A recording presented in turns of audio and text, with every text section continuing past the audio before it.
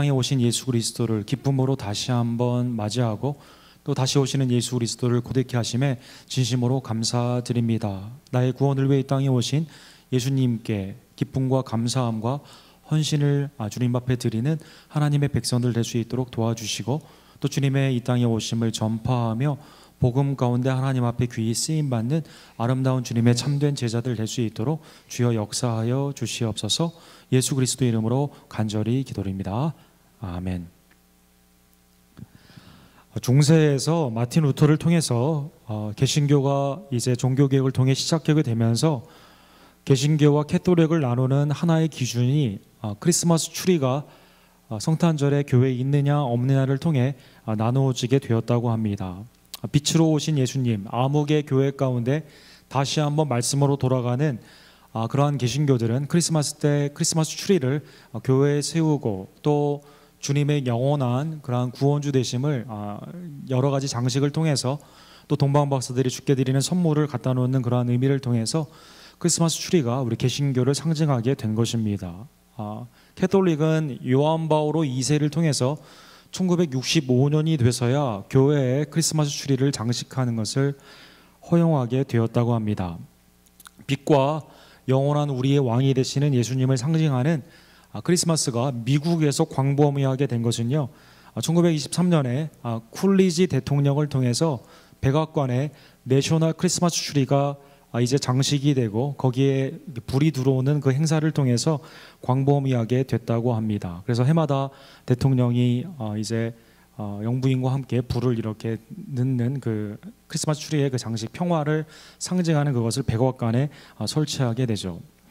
나중에 알려진 이야기인데, 이것을 제안한 백악관의 참모는요, 당시 그 제너럴 일렉트릭 그 회사의 라비를 받아가지고요, 어떻게 하면 전기량을 많이 늘릴 수 있을까라는 생각으로 이걸 제안을 했는데, 그 후에 이제 모든 가정까지 이게 크리스마스 불을 넣게 됨으로 말미암아 전기 사용량이 성탄절에 굉장히 많이 늘어났다고 합니다.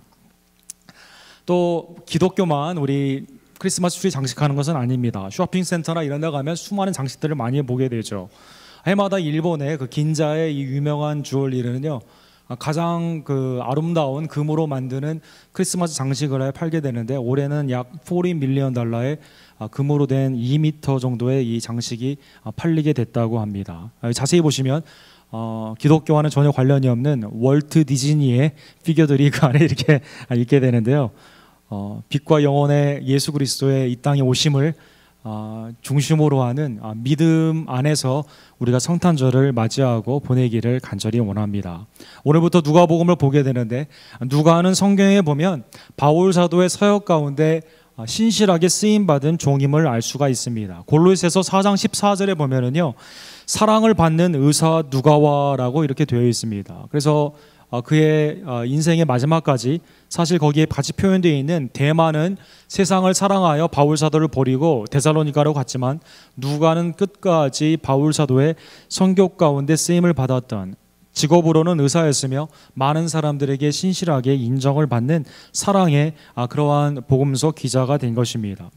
의사이다 보니까 어떤 글을 쓸 때 상당히 많은 그 리서치, 우리 병원에 가면 히스토리를 많이 보게 되고 여러 가지 진단을 하지 않습니까? 그것처럼 누가는 1장에 보면 1절에서 4절까지에 보면 당시 데오빌로에라는 사람에게 이 복음서를 쓰면서 쓴 이유를 이렇게 말하고 있습니다. 많은 사람들이 붓을 들었지만 내가 모든 일의 근원부터 자세히 미루어 살폈다라고 나와 있어요. 그래서 리서치라는 단어가 바로 이 단어에서 나오게 되죠. 그냥 느낌대로 에세이를 쓴 게 아니라 리서치해서 정확하게 어떻게 된 것인가를 당신에게 증명해 보이기 위해서 이렇게 썼다라는 것입니다. 그래서 각하가 알고 있는 바를 더 확실하게 알게 함이로다. 이것저것에서 많이 들었을 텐데 예수 그리스도에 대해 정확하게 내가 근원부터 살펴서 데오빌로 각하에게 이렇게 쓰게 되는데, 이 복음서를 보며 구원주 예수 그리스도를 확증하라라고 이렇게 쓴 글이 바로 누가복음인 것입니다. 그래서 우리가 누가복음을 볼 때 그리스도에 관해서 우리가 많이 알고 있었지만, 복음서 기자가 특별히 근원부터 살펴 자세히 미루어 증명하고 있는 예수 그리스도에 대해 믿음을 확증하는 우리 모두가 되기를 간절히 원합니다. 1장에 보면 세례 요한의 탄생이 있고 예수 그리스도의 탄생의 소식을 전하는 천사의 모습이 나와 있습니다. 아들을 낳는다는 것은 당시 고대 사회에 있어서 가정에 있어서 굉장히 큰 기쁨의 소식이었습니다. 우리 매사추세츠 보스턴 근교에 브랜다이스라는 유대교 대학교가 있는데요. 거기에서 유대교에 관한 여러 가지 그 책들이 그 리서치로 나오게 되는데요. 거기에 fertility라는 그 출생력이라고 번역해야 될까요? 그 유명한 리서치가 있는데 여기에 보면 당시에 유대인들에게서 아들을 낳는다는 것이 얼마나 중요한 것인가를 잘 표현하고 있습니다. 아들을 낳게 되면 하나님이 우리 그 가정에게 주신 축복으로 생각이 되게 되고 또 자신의 유산과 유업이 대를 잇게 된다는 의미에서 우리 한국도 마찬가지지만 아들에 대한 굉장히 많은 큰 기대와 관심이 있었던 것입니다. 아들을 낳지 못하면 어떻게 될까요? 아들을 낳지 못하면 이혼의 가장 큰 사유로 내쫓는 경우도 있었고 또 첩이 집에 들어오는 경우가 비일비재했던 것입니다. 창세기에 보면 아브라함을 통해 하나님이 위대한 나라의 약속을 주시면서 아직 아들이 없는 가운데요. 18장에 보면 드디어 천사들이 이렇게 수태 예고를 합니다. 내년 이맘때에 내가 반드시 내게로 돌아오리니 내 안에 사라에게 아들이 있으리라. 아들에 대한 약속이 구체적인 시간 가운데 이제 정해지게 되면서 그가 100세에 이제 아들을 낳게 된 것이죠. 하나님의 구원의 역사가 이렇게 자손을 통해 나타나게 된 것입니다. 그 후에 하나님의 뛰어난 사사 삼손은 어떻게 태어나게 됩니까? 부모님이 나이가 노년이었지만 역시 천사를 통해 수태 예고가 되게 되고 마노아 그리고 마노아의 아내를 통해 아이를 낳게 되는 것입니다. 또 암흑의 기간에 있었던 엘리 제사장의 시대에 하나님은 어떻게 이스라엘을 다시 세우게 됩니까? 한나라는 아이를 낳지 못하는 그 여인을 통해서 아들 사무엘을 주심으로 말미암아 개인, 가정, 나라의 역사가 바뀌는 그러한 일이 일어나게 된 것입니다. 누가복음 초반부에 구약의 마지막 선지자로 예수 그리스도의 길을 예비하는 세례 요한의 수태 예고가 천사를 통해 나타나는 것을 볼 수가 있습니다.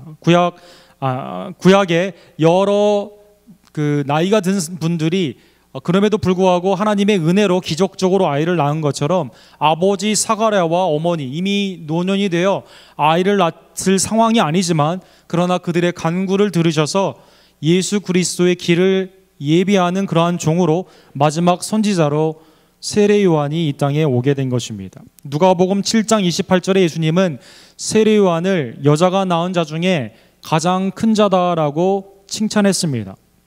또 누가복음 1장 13절에서 14절에 보면 세례 요한이 이 땅에 남이 가정의 기쁨이 될 뿐만 아니라 모든 사람에게 기쁨이 된다라고 말한 것입니다. God is generous. 요한의 이름의 뜻이 그건데요. 주님은 참 풍성하시다, 참 관대하시다, 자비롭다라는 그러한 뜻으로 예수님을 예표하는 놀라운 증거자로 세례 요한이 이 사가랴 집안의 제사장 집안의 큰 기쁨으로 태어나게 된 것입니다. 우리도 오늘날에 결혼한 가정이 아이를 임신하겠다는 소식, 부모님에게 기쁨이 될 뿐만 아니라 우리에게 얼마나 큰 기쁨이 됩니까? 특별히 아이가 나오기를 기대하는 그러한 집안 가운데 그 기도하는 것이 그 기도의 응답으로 아이를 받는 게 얼마나 큰 기쁨입니까? 개인적인 얘기지만 제 여동생이 지금 그 40살이 넘었는데요. 아이가 없어서 지금 기도 중에 있습니다. 결혼했는데 아직 아이가 없어요. 그래서 그 집안의 그 고통, 그 아이에 대한 기대가 굉장히 크고 그걸 위해서 많이 기도하고 있는데 아직 하나님이 아이를 주고 있지는 않습니다. 어쨌든 세례 요한의 아름다운 수태가 이렇게 수태 예고가 기쁨이 그렇게 된 것이죠. 자, 그런데요, 여러분 한번 생각해 보지만 가정에 아이가 태어난다는 것은 기쁨이지만요, 결혼하지 않은 처녀에게 아이가 태어난다는 것은 기쁨일까요, 아닐까요?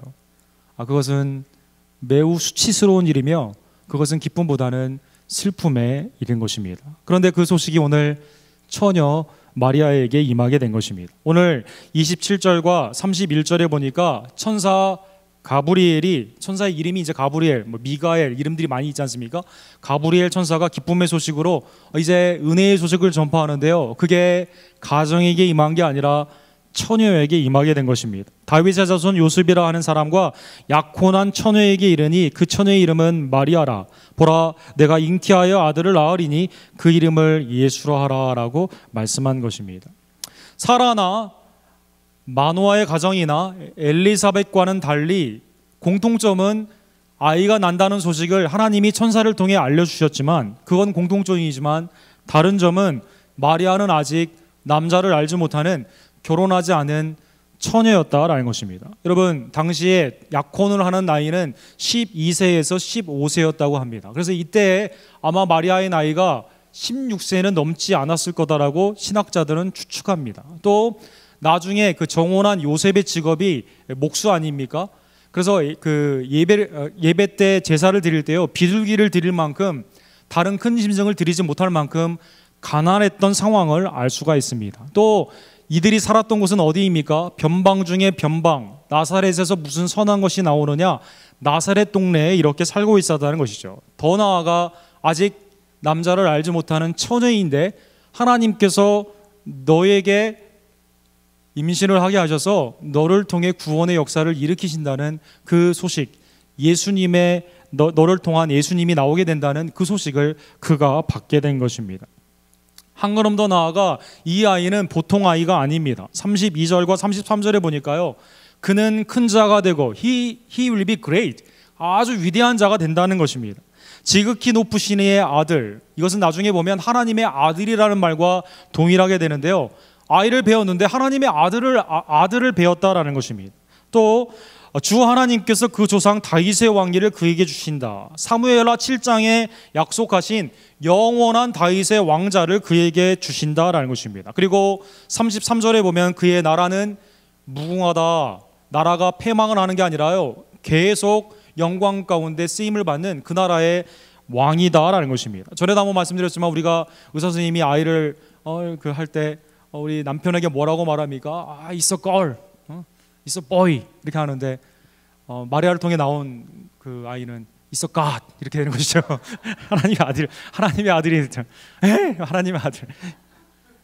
이 말씀은 구약에 있는 말씀이 그대로 성취되었음을 볼 수가 있어요. 사실 이것을 아무 근거 없이 하나님이 갑자기 주신 소식이 아니라 구약의 수많은 선지자들을 통해 하나님이 아이를 통해 어떻게 하나님의 나라를 이루어 가시고 완성시키시고 영혼 가운데 서게 하시는가 이미 예표된 말씀입니다. 대표적인 말씀은 이사야 9장 6절에 보면 이는 한 아이가 우리에게 낳고 한 아들을 우리에게 주신 바 되었는데 그의 어깨에는 정사를 메었고 그의 이름은 기묘자라 모사라 전능하신 하나님이라 영존하신 아버지라 평강의 왕이라 할 것임이라.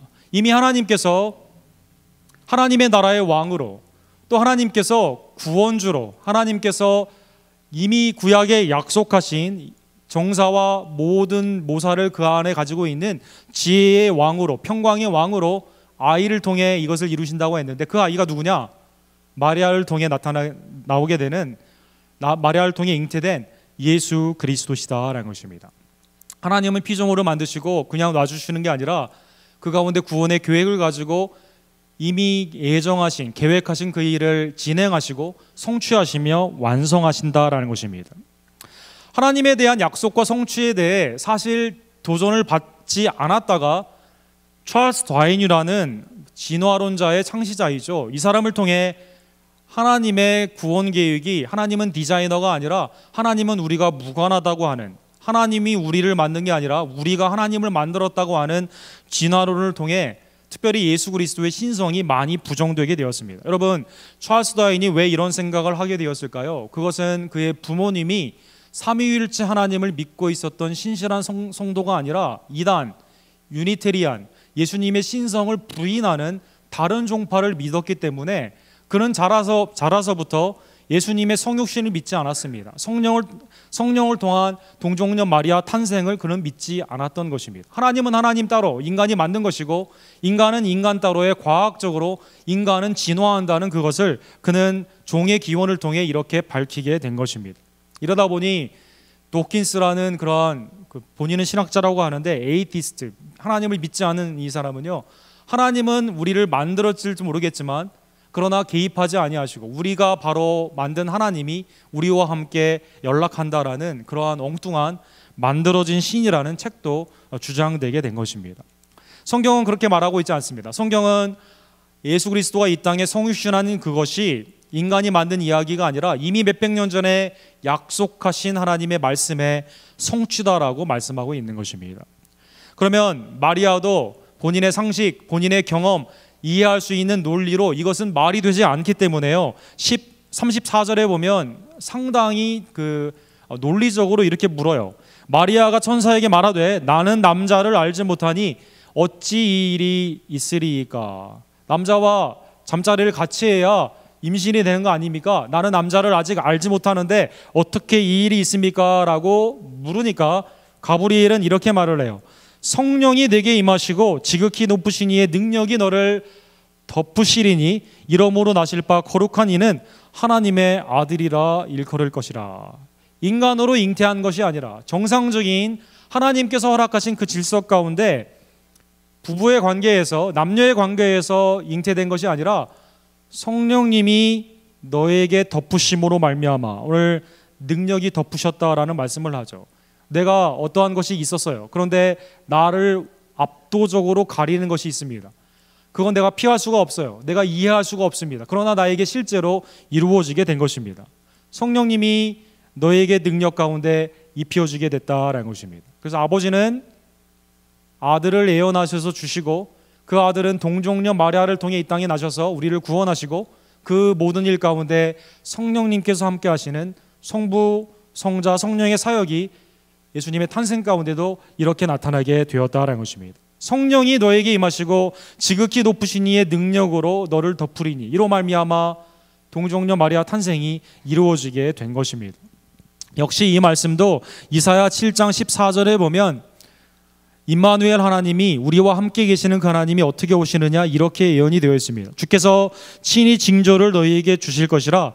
보라, 처녀가 잉태하여 아들을 낳을 것이요 그의 이름을 임마누엘이라 하리라. 하나님이 우리와 같이 계심이라.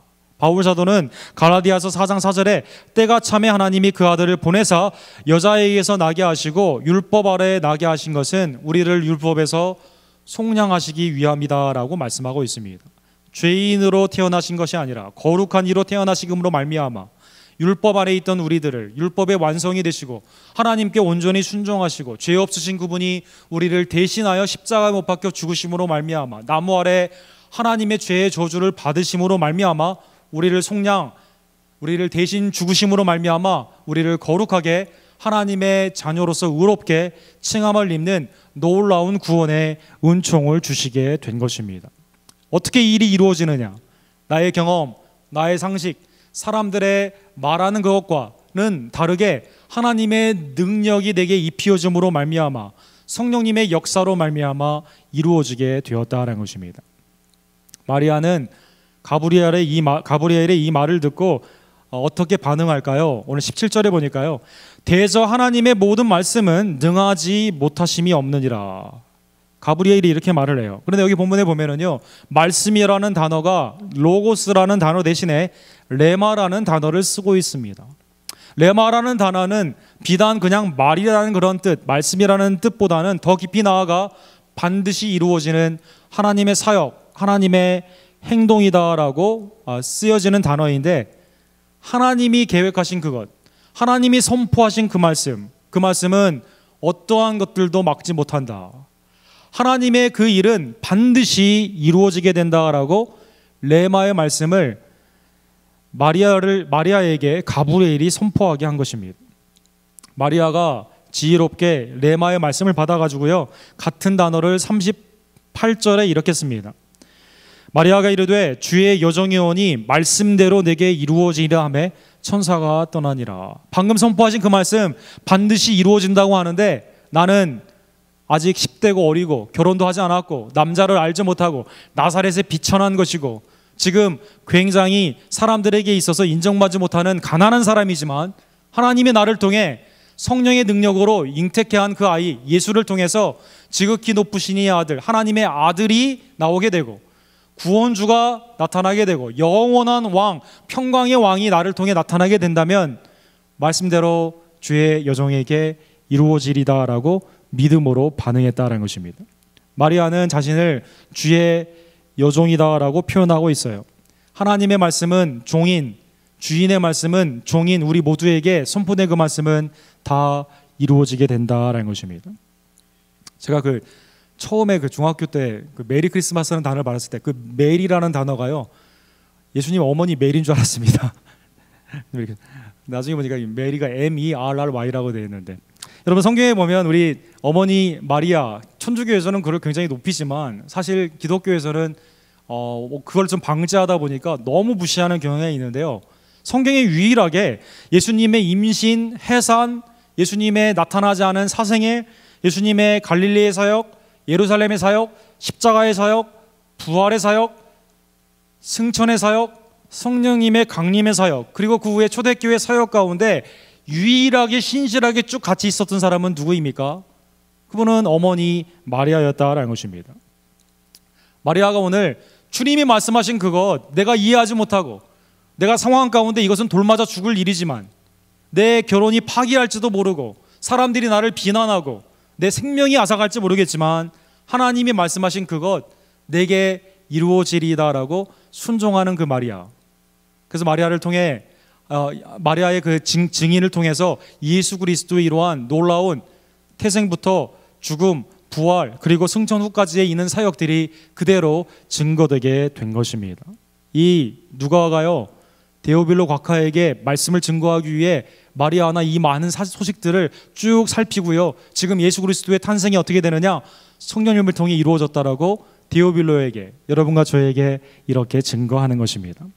가브리엘은 마리아를 처음에 만날 때 이렇게 말을 하죠. 은혜를 받은 자여 평안할지어다, 주께서 너와 함께 하시니이다. 우리와 함께 하신 하나님, 임마누엘 하나님의 은혜가 마리아에게 은혜를 한 번 받는 게 아니라요, 계속적으로 예수님의 생애를 통해 받게 되었다는 것입니다. 사랑하는 성도 여러분, 성탄절에 마리아와 같은 그러한 믿음이 우리에게 있기를 간절히 원합니다. 주의 선포된 말씀 가운데요, 내 상식, 나의 과학적인 사고, 또 내가 경험했던 많은 것들 가운데 이해할 수는 없지만 하나님께서 선포하시면 그대로 이루신다는 믿음을 가지고 성령의 역사를 믿으시고 주님께 예스하는, 그대로 이루어집니다라는 믿음으로 나아가기를 간절히 원합니다. 성탄절은 주위 많은 분들에게 선물을 하는 그러한 계절이죠. 그런데 여러분, 우리의 선물보다 지극히 가장 큰 선물은 무엇일까요? 그것은 하나님께서 죄와 사망에 있었던 우리들에게 예수님이라는 놀라운 은혜를 주셨다라는 것입니다. 하나님이 세상을 이처럼 사랑하사 독생자를 주셨으니 이는 그를 믿는 자마다 멸망하지 않고 영생을 얻게 하려 함이라. 요한복음 3장 16절에 너무나 유명한 말씀입니다. 죄인 중에 괴수인 나를 구원하기 위해 예수 그리스도께서 이 땅에 강림하셨다. 바울 사도의 디모데전서 1장 8절의 고백입니다.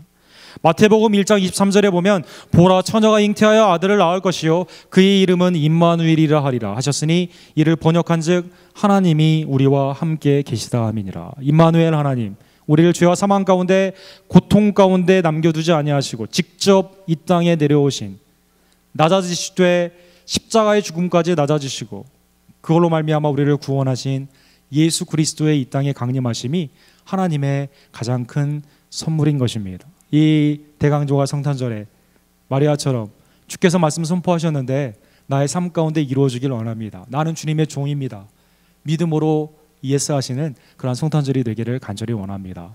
금요일에 어떤 이상한 사람 때문에 총기가 난사되어서 우리 어린아이들 6살, 7살, 8살 어린아이 20명이 죽고 선생님이 6명이 죽는 커네디컷에, 제가 살고 있었던 곳에 약 1시간 정도 떨어진 곳이었는데요, 그곳에 이러한 큰 사고가 있었습니다.